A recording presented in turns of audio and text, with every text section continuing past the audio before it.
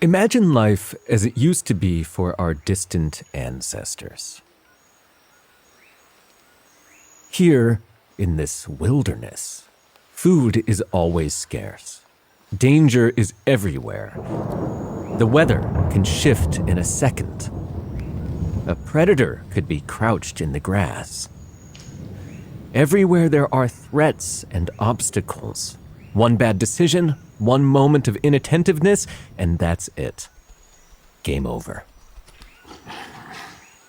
Here, failing to pay attention to reality means at best injury and at worst, death.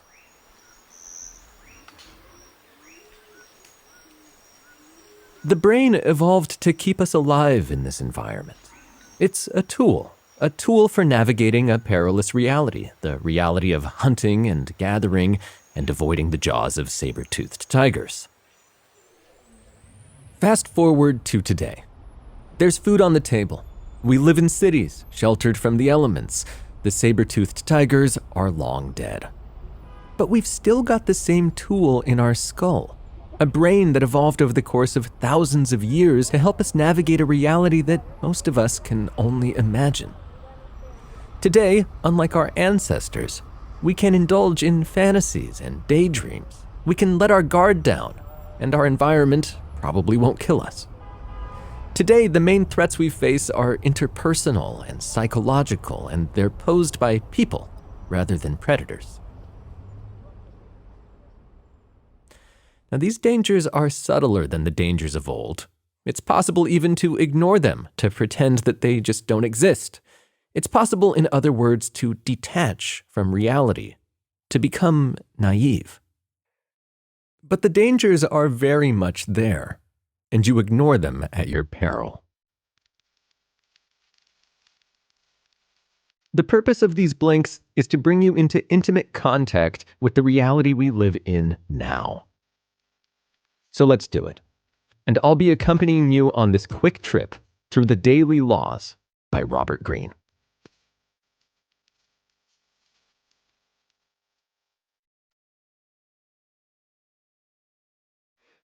Welcome to blink number 1.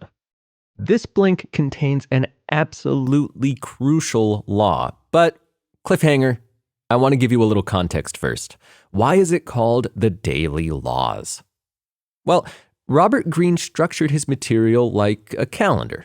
There are 12 sections, one for each month of the year, and for every day of each month, there's a piece of advice. Greene calls these bits of advice laws, hence the title. A law for each day, the Daily Laws. I'm going to cover each month, choosing what I think are the most important laws. And just heads up, the first 3 blinks aren't really about bringing you into closer contact with the interpersonal perils of reality today, but don't fret, we're going to get there. Okay, ready to start?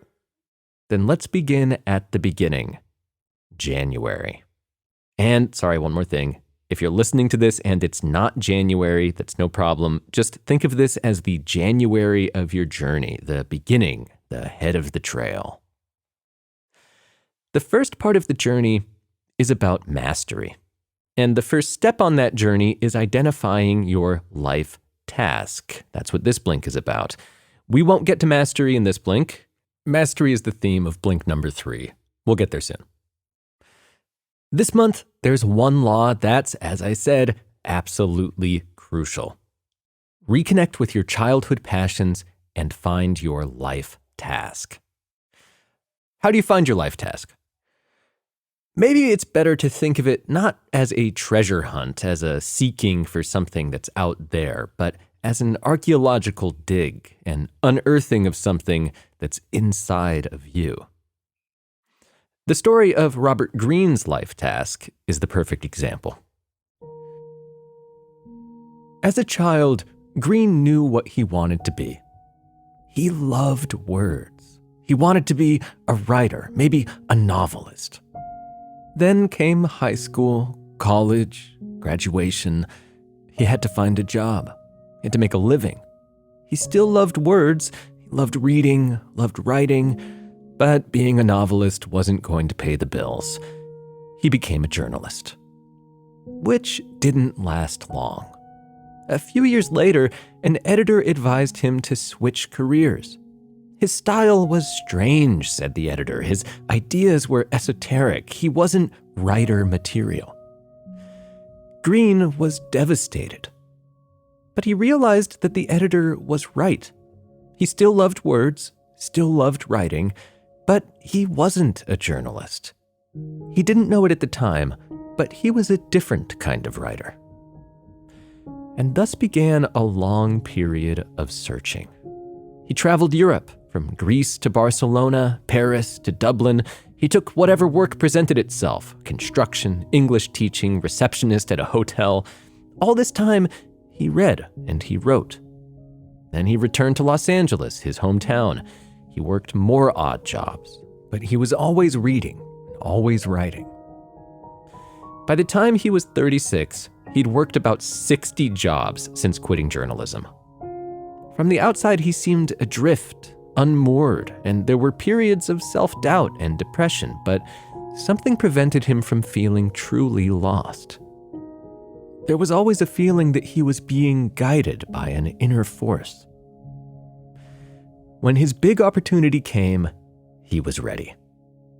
While in Italy, he met a book producer, and he found himself pitching an idea that would later become the 48 Laws of Power. Suddenly, all that reading he'd done, all the ideas he'd absorbed, coalesced into a coherent, compelling pitch. The rest is history. He got a book deal, and the book was a huge success. The point is this. Greene knew, even when he was a little kid, some part of him knew what his life task was. It was to write. Though there were false starts, though there was lots of seemingly aimless wandering, he did eventually arrive at his life task. Had he not paid attention to that inner voice, had he ignored the impulse to write, his life task might have remained unrealized. So what's your life task? A good place to start is with your childhood. What were you obsessed with? What did you love doing? If you can't remember, ask someone who can, a parent or a grandparent or maybe a family friend. Even if you don't know what it is at this exact moment, your life task is there, waiting to be unearthed. Welcome to Blink number 2, which corresponds to February. February is the month of apprenticeship. If February could only have one law, it might be this. There's no skipping the apprenticeship phase. If you want to get to the next step, mastery, you cannot skip the apprenticeship phase. Think of anyone that you consider a master: Leonardo da Vinci, Bruce Lee, even Robert Greene. In each case, pretty much always, there was a long apprenticeship phase that preceded mastery. In Greene's case, and this should be pretty fresh in your mind, he did tons of reading and writing before he published his first book. Or, to take an example from slightly more distant history, consider Napoleon, who was famous for his seemingly preternatural military skill. A quick look at the map, or at the enemy's distant encampment, and boom, he'd suddenly know whether to fall back, or advance, or simply delay for the time being. His subordinates were in awe of him. Did their leader have mystical powers, or what? You know where this is going. Napoleon's skills weren't mystical. They were the product of a long and intense apprenticeship. At military academy, he had burned with ambition, and he found himself entrusted with serious responsibilities at a very young age.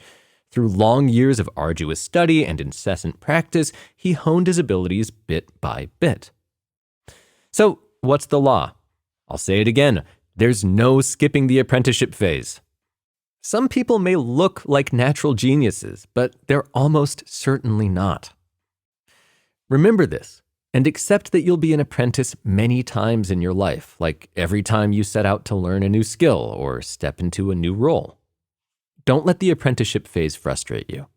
Embrace it. Learn all you can, and slowly but surely, you'll get through it and enter the next phase, which is mastery. Mastery is the phase that comes after the apprentice phase, and it's the theme of March. But a quick thing about mastery. It's not a destination. You don't get there and call it a day. It's an ongoing process, a practice, a state of being. Rather than attaining mastery, it might be better to talk about maintaining mastery. In some ways, mastery is just an extension of the apprenticeship phase, since even as a master, you need to remain committed to learning, to growing, to developing your skills. The only difference is you're not apprenticed to a master, you're apprenticed to mastery, to the act of learning itself, the act of striving toward mastery. The instant you stop learning is the instant you'll start to lose your grasp on mastery. All right, so what's the law of March?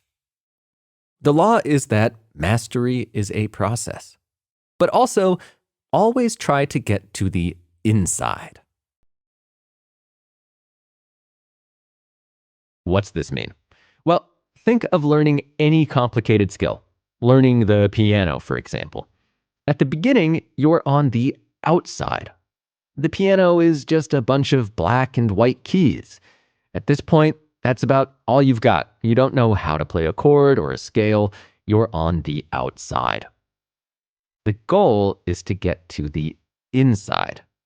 This means going through the arduous, boring, slow process of learning the basics. This process isn't necessarily fun. It's often disorienting and aggravating, but little by little, the piano stops being a jumble of keys. You start to think in chords. You start to see scales. You stop thinking about where your fingers should go. You've entered into the instrument, playing instinctually, understanding it not from the outside in, but from the inside out. That's what it means to get inside. And that's also about as good a description of mastery as you're going to get. Whatever you're undertaking, be it a sport or a writing project or learning the piano, you have to get to the inside. Remember, though, that it's a process. You can get to the inside, but you can always go deeper. You can always learn more. A master is never content with where they are. Real masters are eternally pursuing mastery, always trying to get even more inside.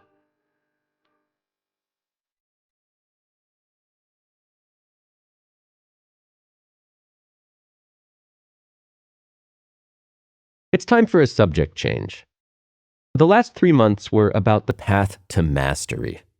The next 5, so through August, are about the game of power that's always being played, both in the workplace and out, and how to navigate that game. So let's get started. If there were only one law for April, it'd be this: never outshine the master. During Greene's long period of searching, when he bounced from job to job, back before he wrote the 48 Laws of Power, he worked as a researcher, digging up interesting life stories for inclusion in a series of documentaries. At the time, Greene was in his mid-20s, and when it came to the world of power plays and office politics, the game of power that's always being played, he was completely naive. He had no idea there was a game, and he paid a price for that. He was great at his job. He was ambitious, he was friendly, he had excellent ideas, but for some reason, his boss seemed to hate him. So Greene did everything he could to make her like him. He talked to her more. He tried to get her more involved in the development of his ideas. This didn't help. Actually, it seemed to make the problem worse. In the end, baffled and frustrated, he quit. So what had Greene done wrong? Well, in short, he'd outshone the master. He'd been too hungry, too ambitious, simply too good at what he did. His success made his boss feel insecure and violated this month's law, which, say it with me, is don't outshine the master. Now, this was hard at the time, but long-term, it helped Greene. He lost his naivety and became an observer and a player of the game of power, which I'll be talking about even more in the next blink. May's law is short and sweet. The game of power is always being played. always. That's the reality. You can pretend the game doesn't exist, but that doesn't put an end to the game. This gives you 3 options: embrace it, deny it, or accept it.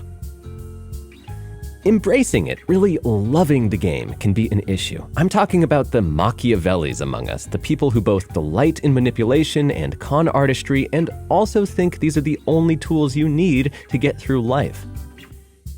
They fail to understand that, yeah, sure, people are power hungry and manipulative, but they can also be empathetic and cooperative. Not understanding this means that the true blue Machiavellis pretty much always fall from power. They never get past a certain point because they don't understand all sides of the game. Now, denying the game also has drawbacks. That is, if you want power. It doesn't matter whether you truly believe there is no game, or whether you find participating in the game distasteful. Total non-participation will result, over time, in you being pushed aside. You may be fine with that. You may not want power and responsibility precisely because attaining it requires game playing. If you want responsibility, though, if you want power, there's one approach that's better than the rest: acceptance. Wanting power? That's just part of human nature. It always has been. It always will be. You don't have to like it. You don't have to dislike it. All you have to do is accept it. The game is always being played. Always. If you accept that, you can choose to stay on the sidelines sometimes, simply observing. Other times, you can engage using your knowledge of the game to improve your position. Other people are playing this game constantly, so it behooves you to learn the rules, to understand the laws of power. So remember, the game of power is always being played. Always. There's no opting out. And it's best to simply accept that. Let's assume that you want power. That's understandable. It's only natural. Most people do. What are the tools that will help you get it? Well, one invaluable skill is the art of deception. Officially, we disapprove of deception. Good people are forthright, frank, honest. They tell the truth, whether it's in their interest or not.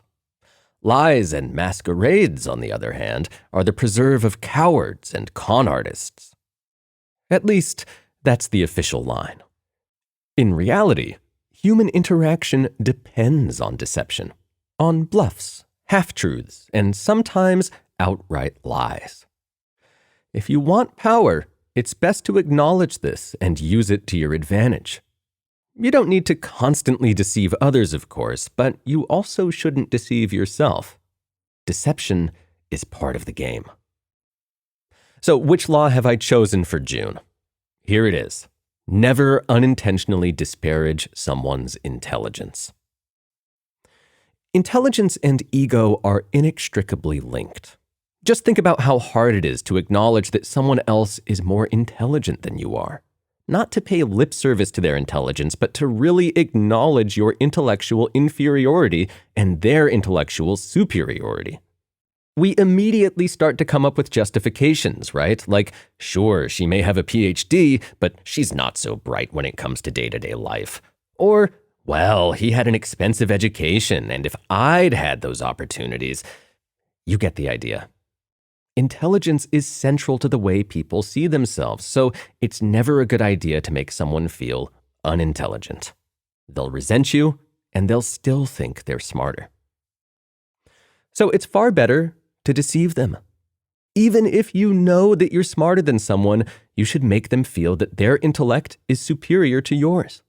This will soften them up, make them lower their guard, which will create an environment where it'll be easier to get what you're after. Power. The laws in July and August are similar. July is all about seduction. August is all about persuasion. Both of these skills are central to the game of power. Power comes in many forms, but some are harder to detect than others. We're so used to imagining power as brute force that we forget it's often a subtler phenomenon. The ability to entice people, to excite their interest, in other words, the ability to seduce and persuade them, is a form of power that's easily as potent as the power to intimidate or suppress, and it's usually far more effective. Winning someone to your side is better than forcing someone to join it. So, what are the most important laws when it comes to seduction and persuasion? For seduction, an invaluable tactic is delaying satisfaction. Now, here we can learn from the figure of the coquette. A coquette is a flirt, a woman who can wrap men around her finger by enticing them and holding them at bay at the same time. She seems to hold out satisfaction in the form of sex, attention, or love, only to dash her suitor's hopes by changing her capricious mind once again. She knows all too well that attraction grows when it's unsatisfied, and that holding herself aloof is often the best way to woo. When it comes to persuasion, let's return to that giant of history, Napoleon. Just as a coquette keeps her suitors on the edge of their seats, promising satisfaction yet never quite giving it, Napoleon, history's greatest manager of men, kept his subordinates in constant suspense. Here's how. He knew precisely how to use reward and punishment to influence behavior. He rarely rebuked people, but that made his rebukes all the more effective. Their rarity gave them extra force. He also rarely gave praise or promotions, and when he did, it was only ever merit-based. Again, the rarity of the praise increased its value tenfold. The effect this approach had was this. His soldiers were in perpetual suspense, always afraid of displeasing, always hoping to impress. And you're probably familiar with the result. Napoleon commanded millions of young men, none of them particularly disciplined or soldierly when they first came into contact with him, and transformed them into an army of exceeding power and effectiveness. So that's August's law. Keep the people you want to control in suspense. And don't forget about delaying satisfaction. The more you make someone wait for something, the more they'll want it. So again, the laws for September, October, and November are similar, so I've bunched them all into one blink. Life can sometimes feel like a battlefield. We're beset on all sides by struggles and difficulties, by trials and tribulations. Sometimes just getting by can seem to require more strength than we possess. That's why it's important to be able to elevate yourself above the petty struggles of each day, to adopt a higher and wider perspective, a point of vantage from which life's daily battles seem smaller and more manageable. Taking this perspective means thinking strategically, with a view to our long-term goals and our deepest convictions. When we fail to elevate our thoughts in this way, we get stuck in tactical hell. Those are Greene's words, tactical hell, bogged down in trifles and reacting unthinkingly to every stressor life throws in our way. Bickering couples often find themselves in tactical hell. They get so wrapped up in winning each battle and proving themselves right that they forget the long-term damage they're doing to their relationship. Instead of elevating their perspective, they get stuck in the bitter here and now. The only way out is to take a step back and gain some detachment. Ask yourself, do I need to be enmeshed in this battle? Or is there another higher perspective I can take? And that's September's law. Take an elevated view of life. Now, October's law is pretty similar. It encourages us to get in touch with our negative emotions like fear or anger, and then to analyze them rather than dwelling on them. In short, to take an elevated view of your feelings.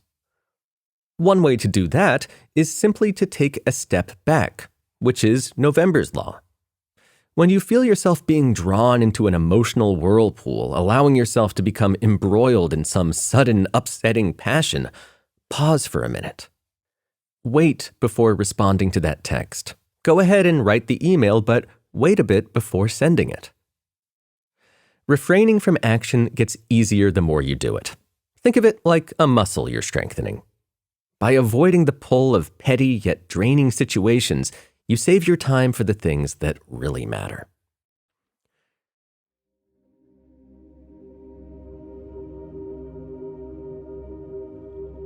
This is the last blink, and it's about taking the themes of the previous blink to an even higher level. What are the things that really matter in life? What is it you should spend your precious time doing? If not squabbling, if not battling, what are you to do in the spare moments that life affords you? Well, you could start by appreciating life more, by intensifying your sense of awe at the grandeur of the universe and reflecting on your good fortune for existing within it. Far too often, we allow our minds to circle the same pedestrian, uninspiring topics day after day, thinking about our bills and our chores and our reputations. But what if you made a conscious effort to dwell on grander things instead? On the limitlessness of time and space, on the eons of evolution that went into creating us, on the awesome power and complexity of the human mind. Robert Greene has a name for this grandeur. He calls it the cosmic sublime, the magnificence of the universe, in other words. How much richer life seems when we attune ourselves to this beauty instead of the fanfare of the media and its cycle of celebrities. A great role model here is the writer Virginia Woolf. When she was 23, she returned for the first time in years to her family's cottage by the sea. In the intervening time, her mother, father, and closest stepsister had died.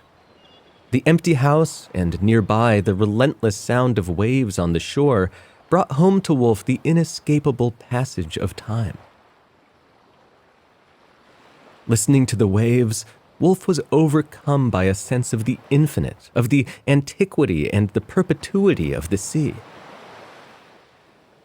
Over the next 3 decades, Woolf would return again and again to the same spot, and eventually capture her experience of the cosmic sublime in a novel, To the Lighthouse, a difficult but breathtakingly beautiful book. So that's December's law. Get in touch with the cosmic sublime.